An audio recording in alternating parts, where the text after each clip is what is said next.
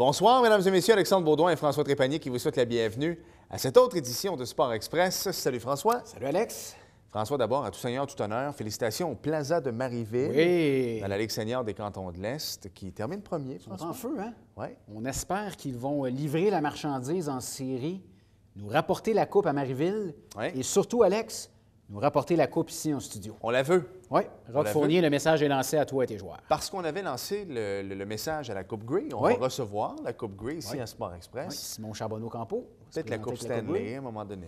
On avait demandé à Samuel Fournier de venir en studio avec un chandail des Alouettes. Ça a été fait. Il a signé avec les Alouettes. On a eu le bol d'or en studio.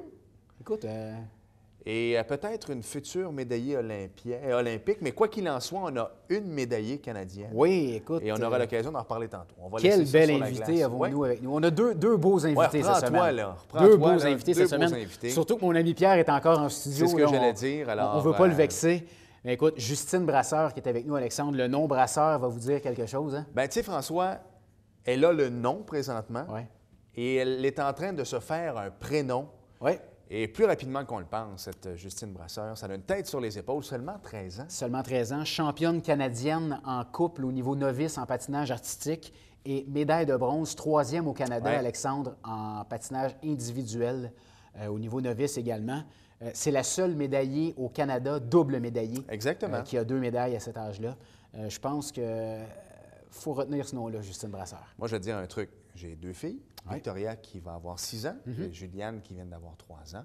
Les deux commencent dans le sport. Là. Ça n'a pas rapport du tout, mais si, lorsqu'elles vont avoir 13 ans, oublie le patinage artistique, peuvent ressembler au niveau intelligence, études et beauté à Justine, ça va être un père comblé, mon cher. Une petite modèle qui était avec nous, Alexandre, pour l'émission de ce soir. Définitivement. Et toi, tu as un modèle également qui est venu directement de Suisse pour te rencontrer. Pierre Garriépi, qui c'est ça, là, revient de Suisse encore une fois. Tellement sympathique, Pierre, qui vient nous parler de son voyage en Suisse, de belles images encore, et d'un regroupement de pilotes qui a eu lieu en Estrie en fin de semaine. François, tu y as participé? Oui, on a fait du ballon ce week-end, petit week-end amical. Hein, on s'est réunis quelques ballons, un petit coup de téléphone comme ça. Est-ce que ça vous tente de faire du ballon?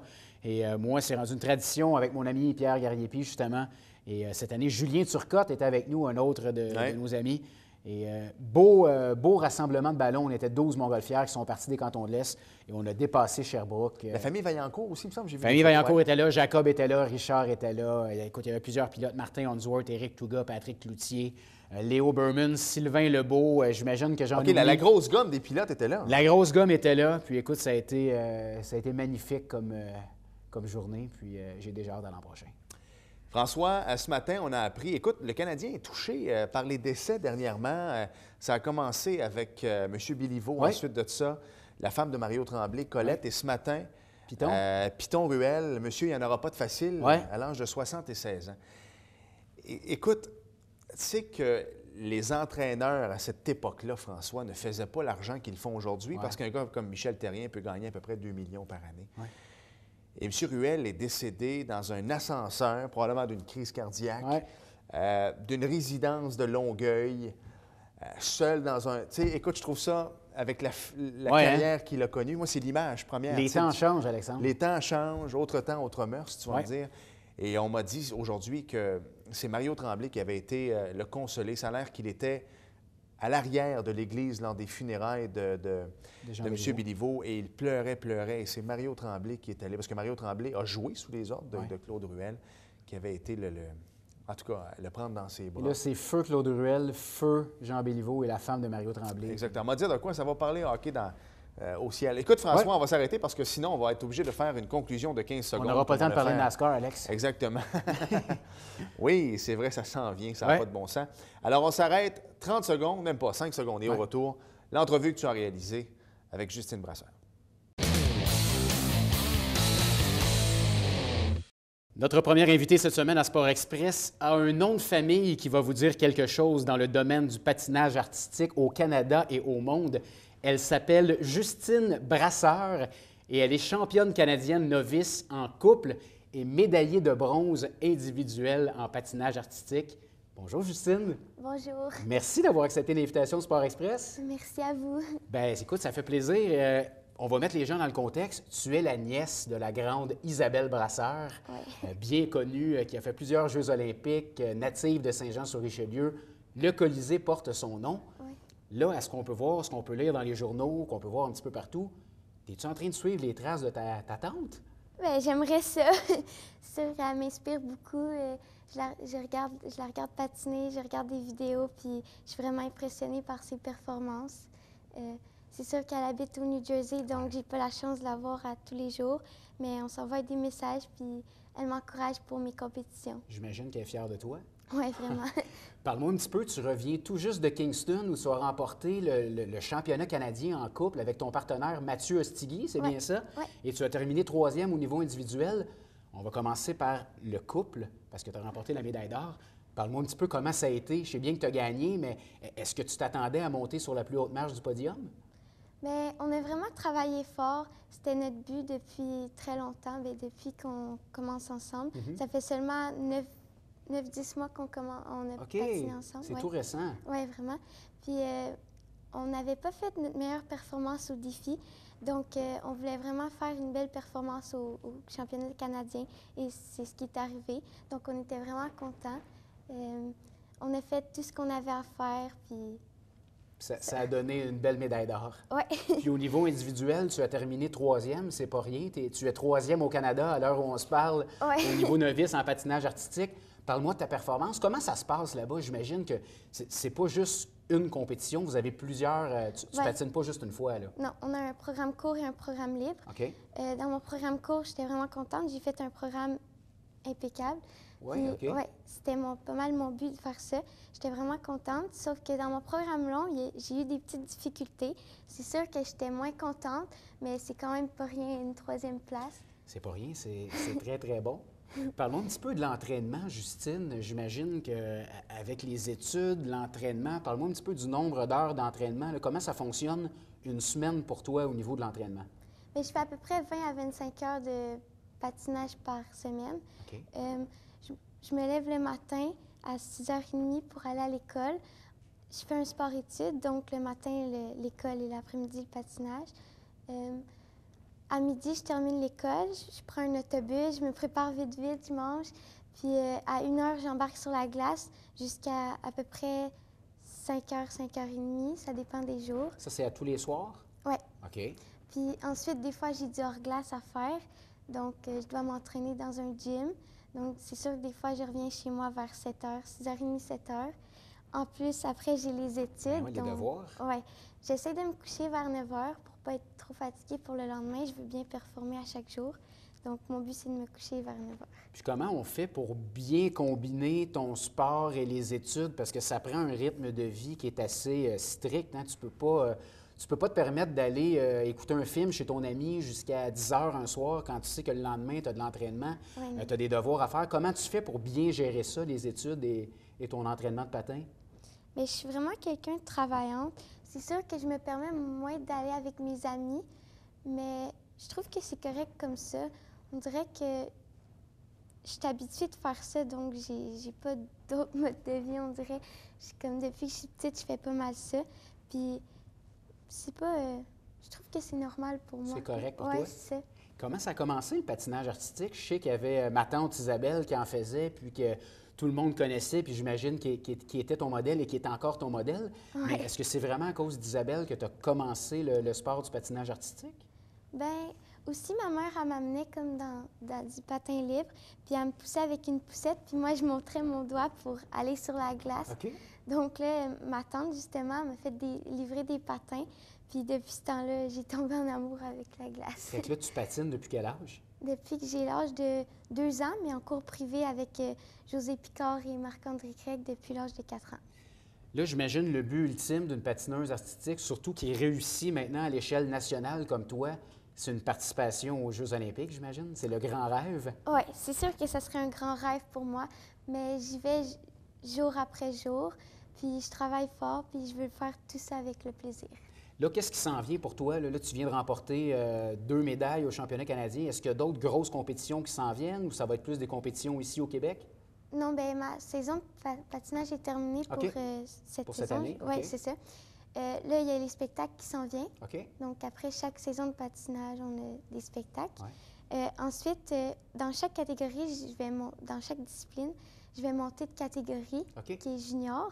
Donc, je vais travailler fort, je vais essayer d'avoir des nouveaux sauts pour être du calibre junior. Là, comment on fait, là? C'est ça, j'imagine, plus le calibre augmente, plus tu dois améliorer le nombre de sauts, le nombre de vrilles. Écoute, je ne suis pas un connaisseur là-dedans, mais explique-moi un petit peu au niveau technique, qu'est-ce que ça représente de changer de niveau en patinage artistique? Mais dans le fond, moi, je fais des triples. OK. Puis junior aussi, il faut faire des triples, mais des triples plus difficiles, dans le OK. fond. Donc, moi, c'est ce que je vais travailler pour ce temps-ci-là. Puis mon but, c'est vraiment d'en atterrir au moins un ou deux nouveaux, là. Donc là, tu as 13 ans et ta prochaine année va être déjà au niveau junior en patinage artistique. Oui. Ça veut dire que tu vas te mesurer à d'autres athlètes de quel âge, là? Bien, environ, il y en a jusqu'à 18-19 ans. OK. Puis là, si on parle, on rêve, là, on jase comme ça. Si on parle d'une participation aux Jeux olympiques, ça pourrait être pas aux prochains Jeux olympiques, les autres après, c'est ça? Oui, ça se peut. Est-ce que ça pourrait être tout de suite les prochains? Bien, on ne sait jamais, là. Ça se peut parce que je vais avoir l'âge pour y aller. OK, c'est ça, je savais pas. Mais- C'est quel âge pour participer aux Jeux olympiques? Je pense que c'est 15 ou 16 ans. OK. Oui. Donc, si Puis- tout va bien, tu continues à faire des grosses performances, comme je t'ai dit, on jase, là. Ça pourrait peut-être arriver. Ça se peut, oui. J'aimerais ça, mais tu sais, je me vise pas. C'est pas. C'est pas un objectif non, tout de suite, là. Non, non. Là, je sais que tu as des très bonnes notes à l'école. J'en avais parlé à ton père, puis j'ai vu tes notes. Très, très, très bonnes notes. Merci. C'est le fun, le patin artistique. Mais Ouais. qu'est-ce que tu aimerais faire plus tard, toi? C'est quoi tes aspirations? Quand j'étais petite, je voulais être architecte, mais là, je sais pas vraiment. C'est dur à dire. Est-ce que tu penses que tu pourrais peut-être rester dans le domaine du patin artistique pour peut-être enseigner aux plus Ouais, jeunes, ben, travailler dans ça- un sport-études, peut-être? Oui, c'est sûr que Peut-être travailler j'aimerais. dans un complexe d'exercices, peut-être comme au complexe sport absolu, ou ça Ouais. pourrait t'intéresser? Ben, ça pourrait m'intéresser, mais c'est sûr que si je fais ça, j'aimerais avoir comme deux métiers. Je veux Ouais. pas juste faire ça. OK. Je veux me changer aussi les idées, là. Je veux pas être tout le temps dans ma vie penser à du Ouais, pas juste le patin, hein? Oui, c'est ça. Si je te demandais qui est ton idole en patinage artistique, est-ce que présentement, ben, je sais bien qu'elle est là, je pense qu'elle est à la retraite, est-ce que c'est Joanie Rochette qui ressort Ben, le plus pour toi? Patineuse en simple, c'est Joanie Rochette. OK. Je trouve vraiment ça a l'air vraiment facile de patiner pour elle. Elle a vraiment une belle technique, puis elle a l'artistique. Elle est vraiment belle à avoir patiné. Puis c'est sûr qu'en couple, ben, c'est ma tante, là. Ah, ben, ouais, tu serais mal placé de dire autre chose. Ouais, hein? c'est ça. Mais il y a quand même, Mais écoute, c'est vrai, là. est-ce que tu as la chance de côtoyer d'autres patineurs qui, tu crois, ont peut-être le potentiel de monter et se rendre aux Jeux olympiques? Est-ce que tu as la chance de t'entraîner avec d'autres patineurs élites comme ça? Oui, bien, il y a Juliane Séguin puis Charlie Bilodeau. OK. Eux sont patinage en couple. Puis ils ont vraiment bien performé aussi au championnat canadien. Puis ils sont premiers en junior international. Puis eux, ils sont vraiment bons, ils ont vraiment du potentiel pour aller aux Jeux olympiques. Je leur souhaite. On là. va leur souhaiter. Hein? Ouais. Là, si tu viens me parler de spectacle, là, si les gens sont intéressés à aller voir un spectacle de patinage artistique, pour quel club tu patines? Ça va être quand? Est-ce que tu as déjà les dates? Ben, je sais que je n'ai en fin mars, puis comme pas mal tout avril. OK. On a été invités à plusieurs clubs, OK. dont Saint-Césaire, Brossard, Granby, Bedford. Et est-ce que tu vas d'autres avoir la comme ça. chance de patiner en couple et individuel ou c'est vraiment avec ton partenaire pour les spectacles? Ben, ça dépend des clubs, mais il y en a plus en couple qu'individuel. Parce que j'ai été invitée aussi individuelle, mais c'était les mêmes dates qu'en couple. OK. Donc, Tu as privilégié le couple. oui, c'est ça. En terminant, on va saluer une de tes amies qui est déjà venue à l'émission, Émilie Dagenet, hein, Ouais. que tu connais très bien, qui est une amie. J'imagine que tu as déjà eu la chance de patiner avec Émilie. C'est une jeune fille extraordinaire. Oui, vraiment. Elle est vraiment persévérante, puis c'est impressionnant tout ce qu'elle peut faire. C'est sûr que maintenant, elle est un petit peu plus fatiguée, Ouais. donc je la vois moins, mais elle est vraiment impressionnante. Wow. Écoute, on la salue et on l'embrasse. Là. Oui. Bien, Justine, écoute, on te souhaite le meilleur pour tout ce que tu vas entreprendre dans ta carrière, que ce soit au niveau du sport, au niveau des études, au niveau individuel, au niveau du couple. On te Bien, souhaite merci. vraiment le succès dans tout ce que tu vas entreprendre. Puis dis-toi que la chaise de Sport Express qui est ici, là, t'es toujours la bienvenue. Mais merci. Fait que, quand tu veux, tu reviens. Merci beaucoup. Merci d'être passé à l'émission. Merci.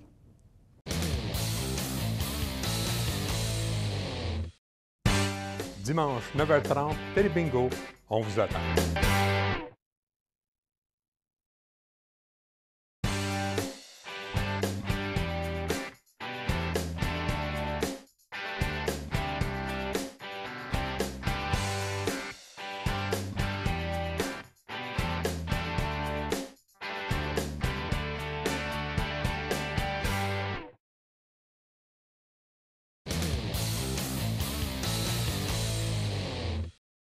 Vous le savez, nous, à Sport Express, on adore parler, en fait, de montgolfière parce qu'on a des passionnés alentour de nous. Il y a entre autres François Trépanier qui travaille à l'international, mais en même temps est un passionné de montgolfière.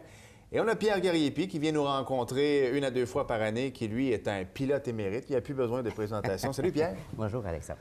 Pierre, tu arrives des Alpes. Oui. Au cours des dernières heures. Ça fait toujours jet set. Toi, à chaque fois qu'on te reçoit, tu arrives de la Suisse, c'est un peu ta deuxième maison. Mais avant ça, je veux qu'on parle parce qu'il y a eu un regroupement en fin de semaine. Vous êtes rencontrés quelques pilotes, vous avez volé également. J'aimerais ça qu'on en parle parce que j'ai vu des photos circuler sur les réseaux sociaux. C'était magnifique. Oui. Alors, qu'est-ce qui s'est passé justement en fin de semaine? Bien, tout simplement, Alexandre, c'est qu'on est un groupe d'amis nécessairement qui s'est réunis à l'occasion, quelques fois par année. Cette fois-ci, on s'est réunis en Estrie et puis on était quand même 12 montgolfières. OK. Et puis on fait des vols comme ça, des vols de plaisir entre amis, avec François nécessairement à bord de la nacelle, comme par les années passées.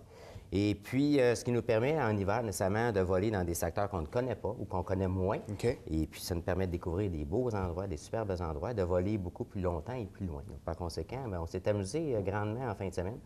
Un vol de quand même 2h15 de vol. Tu as réussi à être émerveillé quand même, toi qui arrives des Alpes, passer pour loin. Le Mont Harford, c'est beau, des airs. Non, mais sérieusement, oui.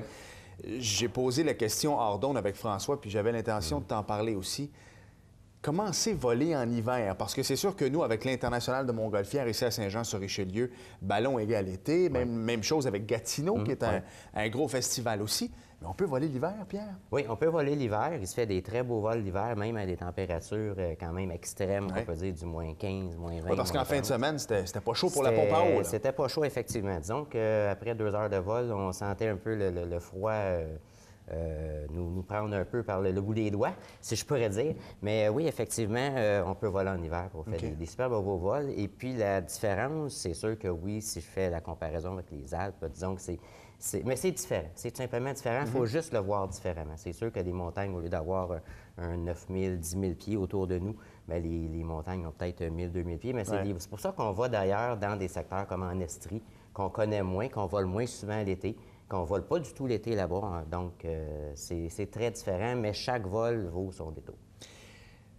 Pour avoir volé quelques fois en direction de Charles de Gaulle à Paris, des choses comme ça, on m'a toujours dit, moi, que lorsque tu t'en vas vers la France, c'est plus froid un peu. Et quand tu reviens, c'est plus chaud, ça brasse plus. Est-ce que c'est la même chose en montgolfière? Est-ce que tu ressens plus? Parce que moi, on m'a toujours dit en aviation, des vols, quand il fait très froid, tu as moins de turbulence. Est-ce que c'est la même chose en ballon? Effectivement, l'hiver, bien, c'est selon les forces des vents. Donc, vois-tu, bon exemple, samedi matin, on avait tout de même des vents. On est allé jusqu'à 66 km/h en vitesse de pointe. OK.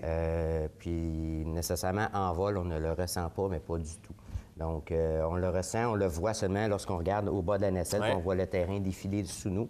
Mais non, l'air, dû à la densité de l'air, les vols d'hiver sont normalement relativement plus calmes. Est-ce que c'est la même chose? Parce que souvent, l'été, on va atterrir dans les champs. En hiver, on atterrit où exactement? Bien, dans l'hiver, nécessairement, oui, on atterrit dans les champs. Cependant, on évite vu que le véhicule ne peut pas se rendre comme c'est ça, là, c'est un petit peu plus problématique. C'est ça. Donc, il faut atterrir le plus près possible des petites routes. Bien, il y en a même qui ont atterri, on a atterri à côté des pistes de motoneige. Puis on a tous, à l'intérieur de nos remorques, on a tous un genre de slick, je pourrais dire. Je m'excuse le mot, de slick. On met la nacelle dessus et puis la motoneige peut nous remorquer, nous amener sur le bord du chemin. Mais on essaie d'atterrir le plus près possible du chemin. C'est des défis qu'on se donne parce que, malheureusement, l'hiver, on ne peut pas s'en dans les champs. Non, définitivement. Donc, ça a été bien. Vous vous regroupez comme ça toujours une fois par année.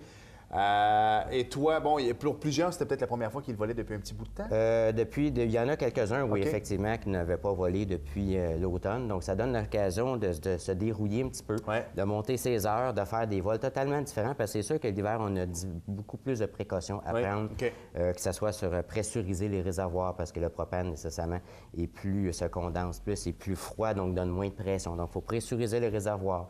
il faut se préparer à l'avance. Donc, il faut vraiment trouver des secteurs de décollage qui nous donnent la place, parce qu'on ne peut pas aller décoller à des endroits qu'on décolle normalement en plein milieu d'un champ. Bon, là, cette fois-ci, c'était sur un lac. On décolle directement sur un lac. Donc, on est sur les chemins d'accès pour les cabanes de pêcheurs. Ils sont très contents de nous voir arriver. Ça fait quelques années qu'on va là au même endroit.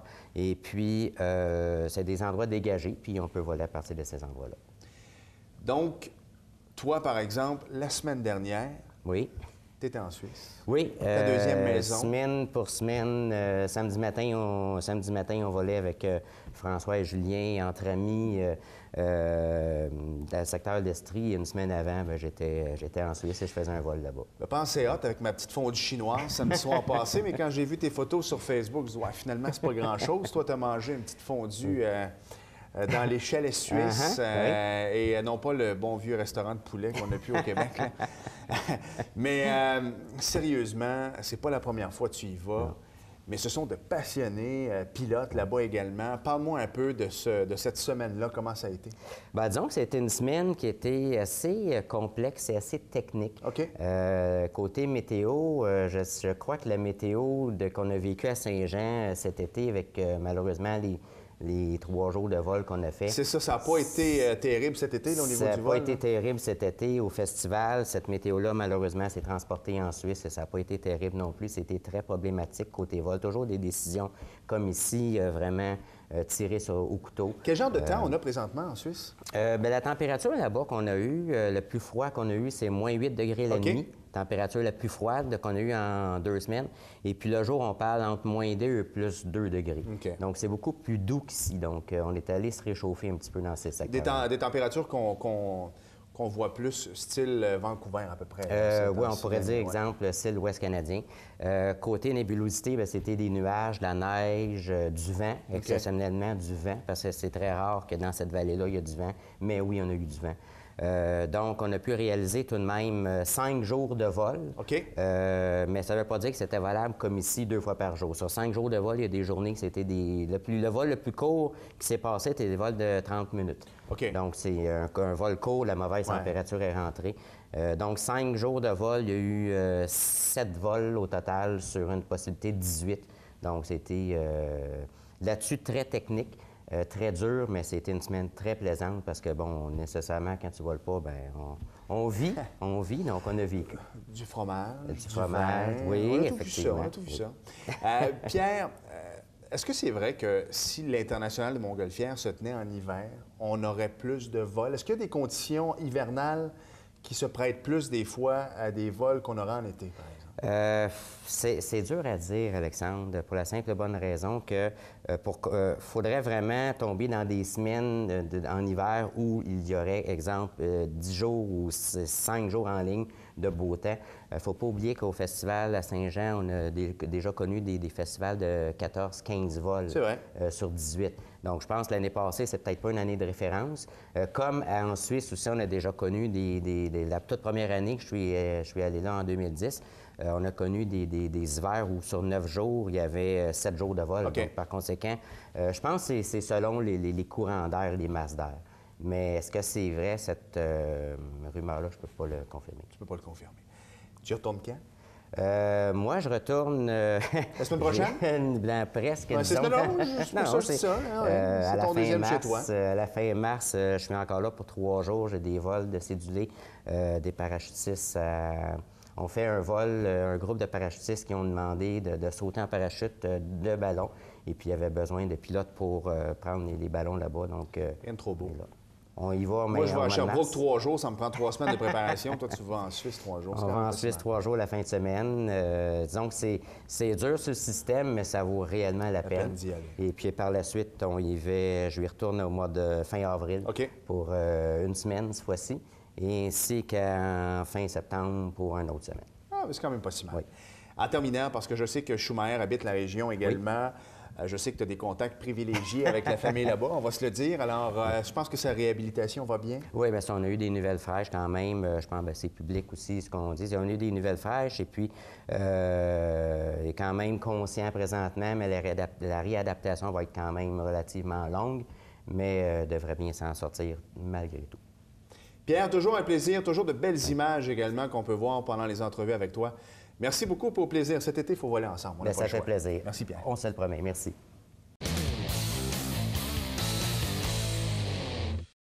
François, je suis tellement content Ouais, je sais, ça paraît dans tes yeux. parce que le NASCAR, ça recommence. Ouais. Vous connaissez notre passion pour le NASCAR. Donc, en fin de semaine, ce samedi, Oui. pour les gens qui n'ont absolument rien à faire, c'est le shootout. Surtout pour la Saint-Valentin, hein? C'est vrai, c'est la Saint... Merci de me le rappeler. Alors, c'est la Saint-Valentin ce samedi et c'est le shootout également. Et la semaine d'après, le 22, ça, c'est un dimanche, Claude? Paraît-il. Ben, c'est un dimanche. Ce sera le Daytona 500. Oui. Vous pouvez écouter, honnêtement, là, les 10 premiers tours et les 10 derniers. Alors, François, c'est drôle, quand on rit du NASCAR, il n'y a jamais de temps. Non, c'est vrai, fini. Alors, il reste 15 secondes si on veut venir nous voir. sportexpress@tvhr9.com, Alex. Et je te souhaite une belle soirée de Saint-Valentin avec Marie-André devant le NASCAR. Ah, mes parents seront là également. Merci, Dommage. François. Merci, Alex. Merci à vous d'avoir été là. Et à la semaine prochaine. Salut. Bye-bye.